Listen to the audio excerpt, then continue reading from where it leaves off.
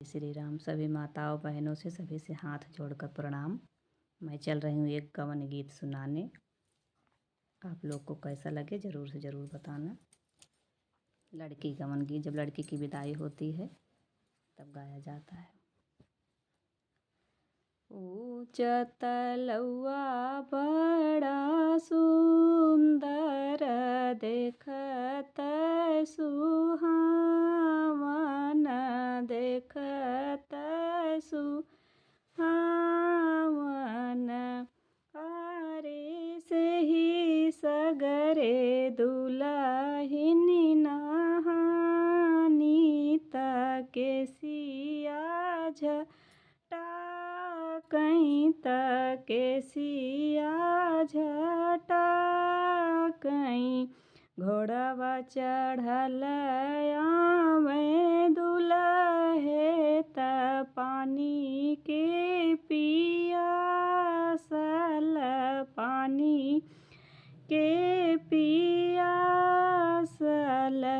आरे देखे श्याम सुंदरी के मुहवा त पानिया भी सरी गए, पानिया भी सरी गए।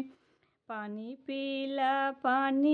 पीला ए दुलहे हमें देखी जिनी भूल्या, हमें देखी जिनी भूल्या।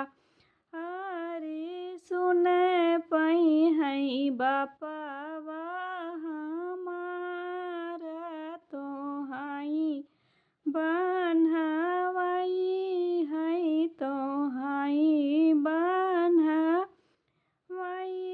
है। केसिया झटकाउए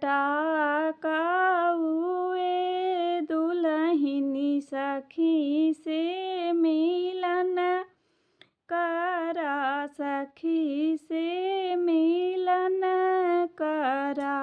अरे आवत बाटे बापा